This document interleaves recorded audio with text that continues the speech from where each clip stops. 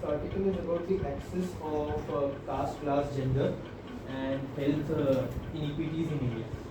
I'll do one thing. I'll just introduce so that people who are watching for the first time know what we're doing. Okay, so again yes. So this is again a part of the group which we run, Feminist Friday, and this is a new initiative which we have taken. In the last almost a week, we are trying to create an academic writing group under which myself, Shri Kumar, I'm a research scholar, Center for Women Studies, PhD. I'm joined by Abhishek, Abhijit, and Sonali. Now we all are research scholars, and हम लोग यहाँ पे practice ये कर रहे हैं कि साथ में बैठ के एक तो राइटिंग का एक कल्चर, एक हैबिट बनाई जाए बेसिकली. दूसरा ये कि अभी स्टेज पे हम लोग रिसर्च आर्टिकल्स जो है उनके एब्स्ट्रैक्ट को एनालाइज कर रहे हैं.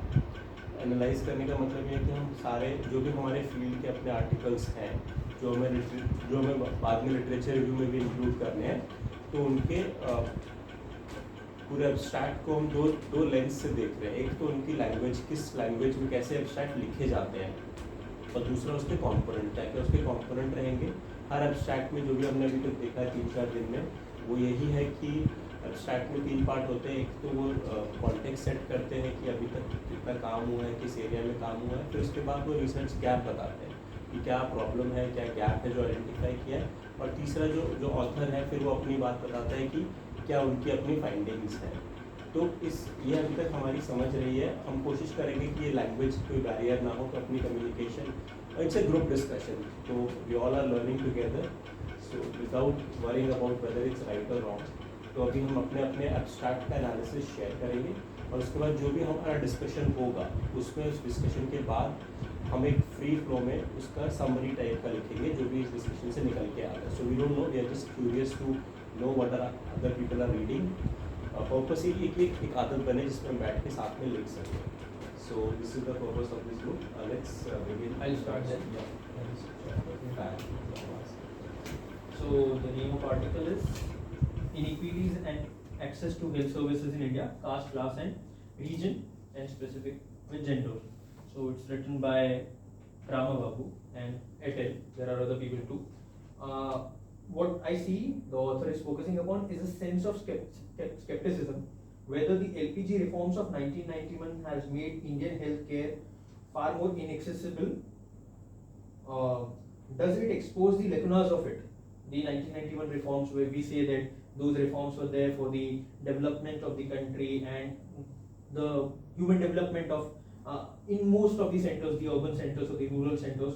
So they are focusing upon whether the LPG reforms have exposed the lacunas of the Indian health system or made it more inaccessible or not. The rapid urbanization and growing inequality has most of the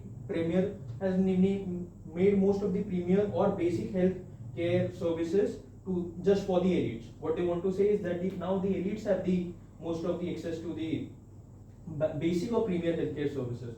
The question which the author tends to focus upon, where the gap he and the other people are focusing upon, whether a kind of policy failure which they were mentioning during the British Raj, they tend to draw its historicity from the British Raj, that the inaccessibility does not come from any other time but from the British Raj, that there were policy failures, that Britishers were unable to give proper healthcare system services to every single person.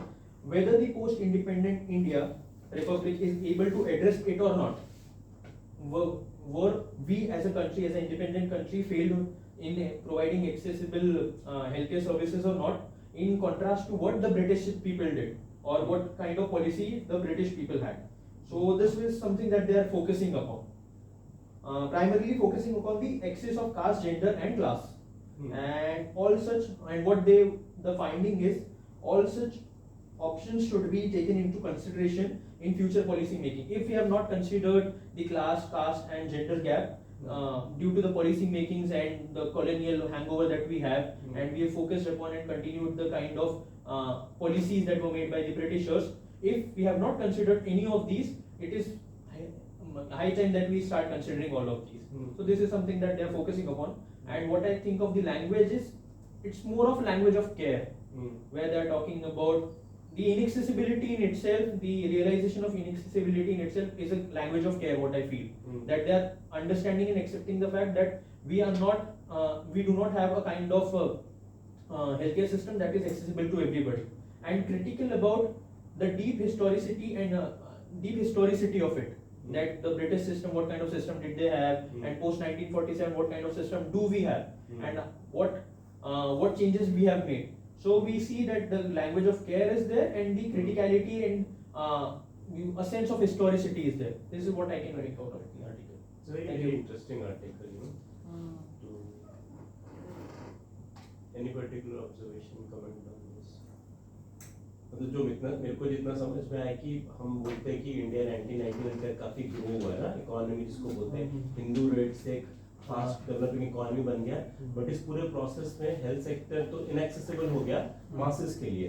और पहले तो फिर भी आसान था blame करना history में, क्योंकि it was because of British responsibility, but as a democratic nation this was the state's responsibility.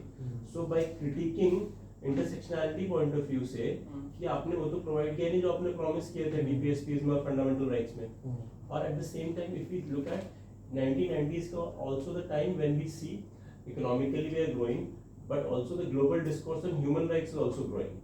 So we see that there is a lot of language of rights, of right to food, right to health. So the gap of aspirations and reality could be increasing more actually. पहले हमारे पास वो lens और language भी नहीं था कि हम rights demand कर सके, but 1990s the era where the talk of rights comes in. तो आई विल जस्ट, मेरा तो मुझे काफी इंटरेस्टिंग लगा ये article, I think in that sense. I find the historical approach interesting.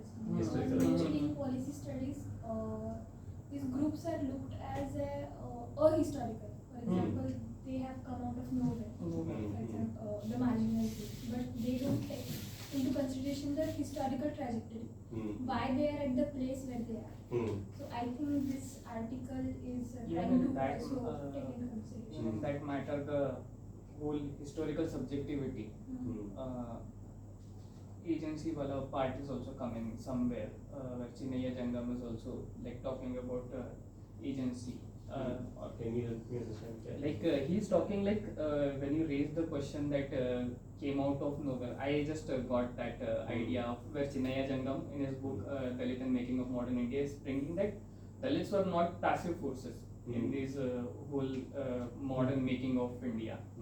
So he's bringing that issue. So that somehow clicked me. I don't know. Share this reference in the group. I think I it's am good going to present the book. Okay. That is the same. Okay. Take it. Take it. I think it's important to read that. Huh? Okay, so I'll take it. Sonali, we'll stick to this time. ये अच्छा time था, 10-15 minutes for one person to present there. So this is a different article than the articles we are dealing with till now. This comes most in the discipline of intellectual history or modern Indian political thought, or the intersections of the global intellectual history and modern Indian political thought. So I'll just read out the abstract, and I have divided the abstract into 4 sections where he is trying to, like, I'm just looking at the function of the sentence. Dadabhai Naoroji's, the title of the article is Vernacular Liberalism, Nationalism, I guess it is nationalism, and anti-imperialism, the political thought, in the political thought of Dadabhai Naoroji by Vikram Misra. So Dadabhai Naoroji's drain theory of British imperialism described the way in which a colonial government could abscond with the wealth of a dependent country, leaving it impoverished. This theory conceptualized poverty as the negation of liberal citizenship. So in the first 2 sentences, the author is just introducing us the subject and the concept that he is going to deal with. Then moving on to the next sentence. As such, through an exposition of Naoroji's thought, this article offers an insight into both the origins of the Indian political subject and Indian anti-colonialism. So here he is mentioning the aim of the article. Then In doing so, it opens up an avenue for investigating how Indian thinkers locally adapted modular concepts of a Western provenance and then reintroduced them into the metropole, contributing to the heterogeneity of the Victorian liberal canon. So this sentence is little long, but to explain it simply, so there is this conception in Indian political thought, or it is normally assumed that what Partha Chatterjee also talks in derivative discourse, that the Indian thinkers mostly imported their concepts from the West and tried to put it into the Indian context. But what is the new trend, or what is the new argument that is coming in global intellectual histories? This traveling of concept was not one way, but also the Indian thinkers, which were also dealing with the liberal thought, they also contributed to the Western liberal thought that was going on in the Europe or US. So he is saying that,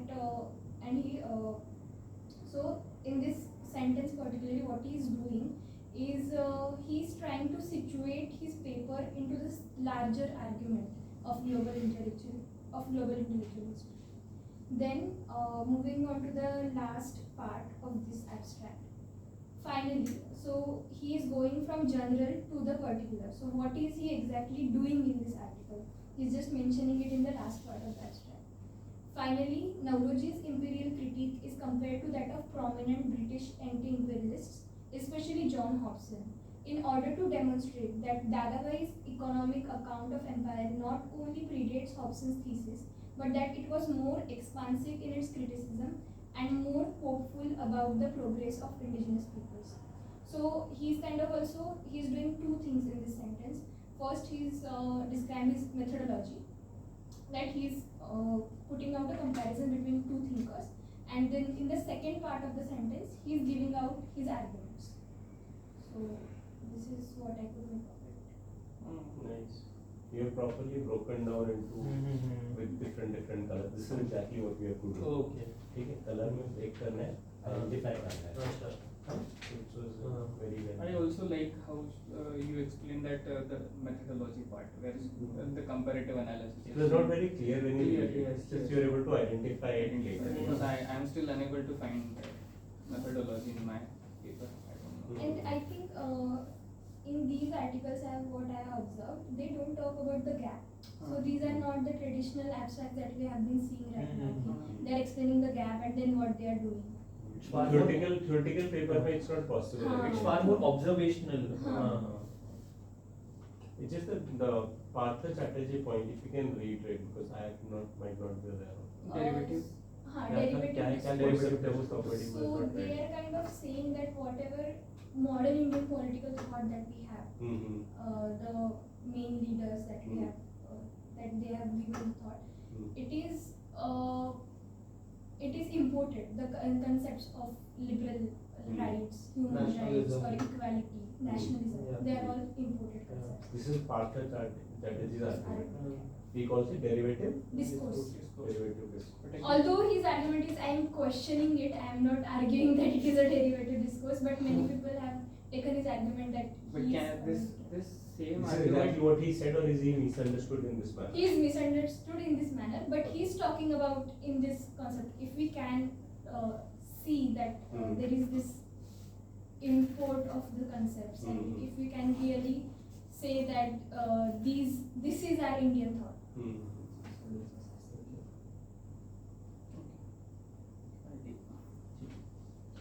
Somebody want to make any comment?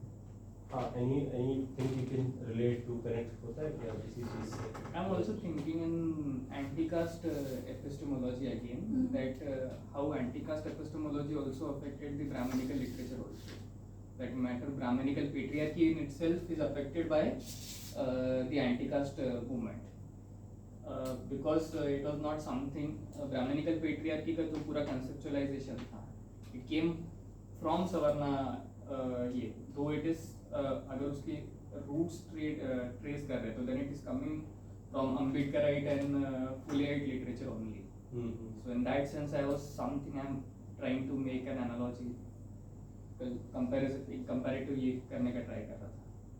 इससे कैसे compare हो रहा है? like what they are applying with colonial world and the Western world. Uh-huh. I'm trying to apply it at a very particular aspect. I could be really wrong with my whatever analysis that I have done, but it could be the two-way process in what they are saying, that they are the one who are doing the intellectual churning and making the theories, and what the author wants to say that it's not like that. It's not something that is imported by us, but a two-way process is happening. If we say that in West, even when it could be a very contested thing, but even in West, when we see the timeline of Chanakya or Machiavelli per se, but in West you will find that they say Chanakya was Machiavelli, rather than saying that Machiavelli used the things that were firstly written or something that were mentioned by Chanakya when he was writing his Arthashastra, or how to deal with war or the enemies or the statecraft and all.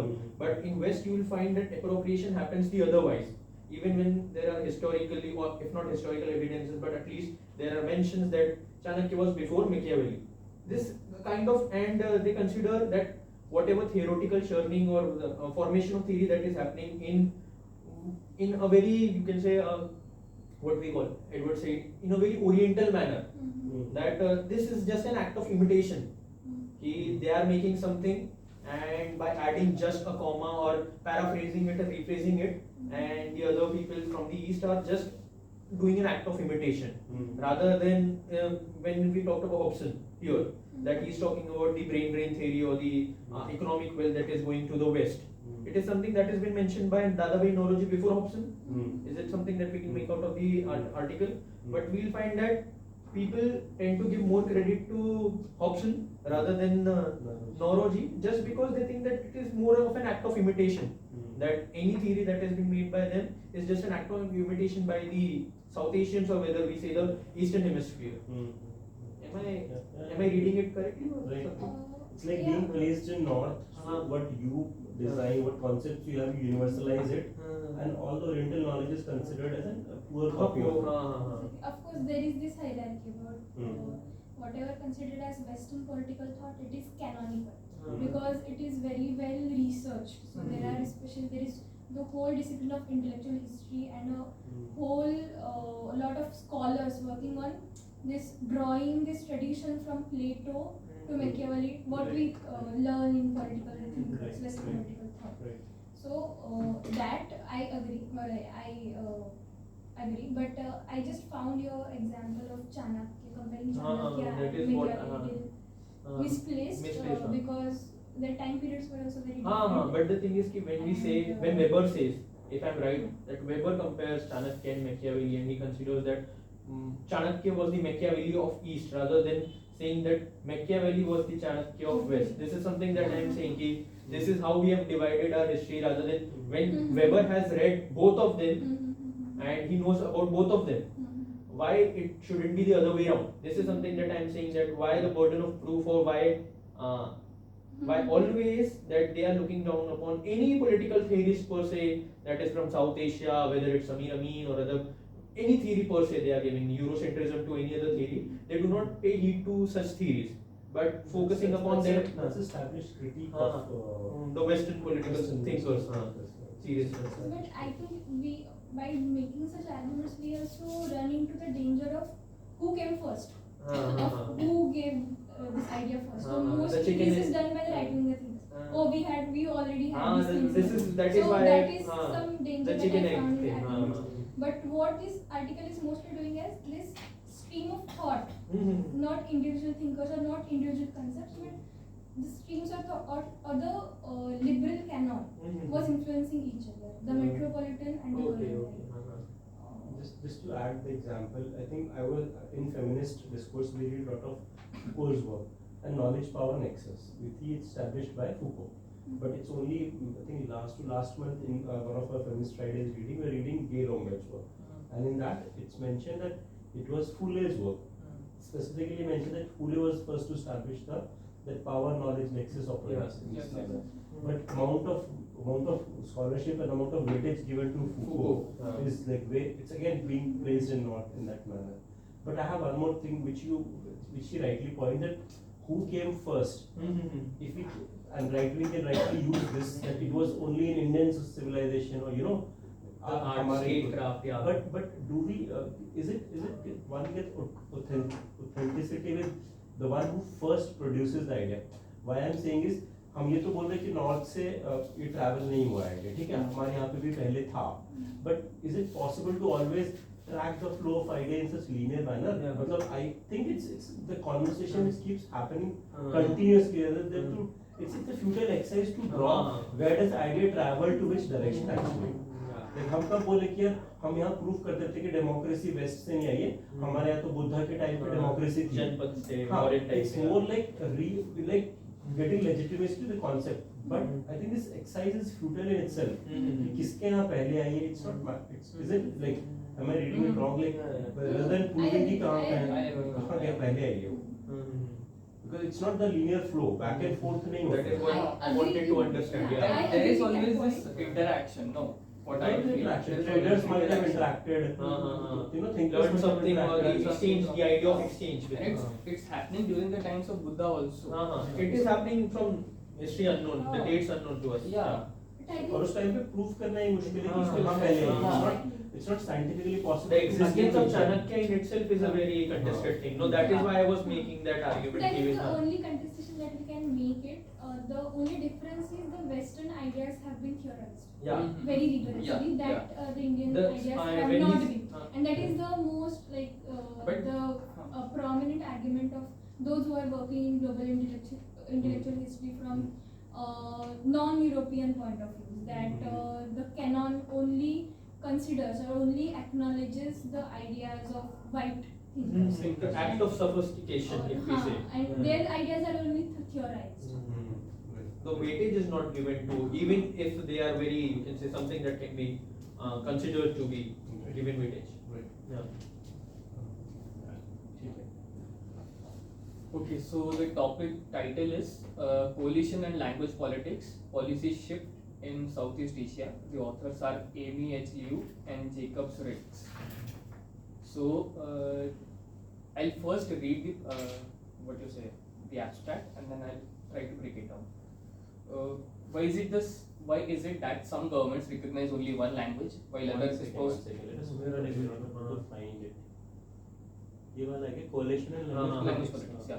पूरा तो नहीं दिखा रहा है. अच्छा, आ रहा नहीं है? यहाँ तो तुम्हारे में visible है पूरा. हाँ. Which Phone part में is तो not है. visible? फोन में तो है. ठीक है. चलो ठीक है. Or should I post it? नहीं, नहीं एक्चुअली Yeah. लैपटॉप का थोड़ा चेंज हो गया सेटिंग. हाँ अभी ठीक है. हाँ. अभी ठीक है. Why is it that some governments recognize only one language while others espouse multilingualism? Related, why are some governments able to shift language policies? And if there is a shift, what explains the direction? In this article, the authors argue that these choices are the product of coalition constraints facing the government during critical junctures in history.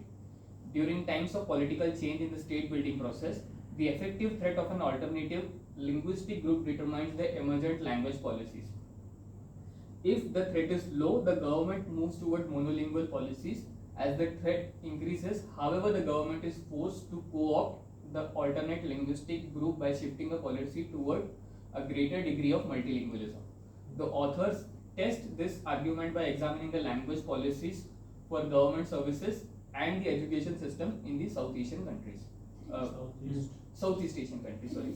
Three Singapore, Malaysia, Singapore, Malaysia and Thailand are. So basically, in the first two sentences, it is starting with the question, where it is asking why some nation states are going with one language policy and other with multilingualism.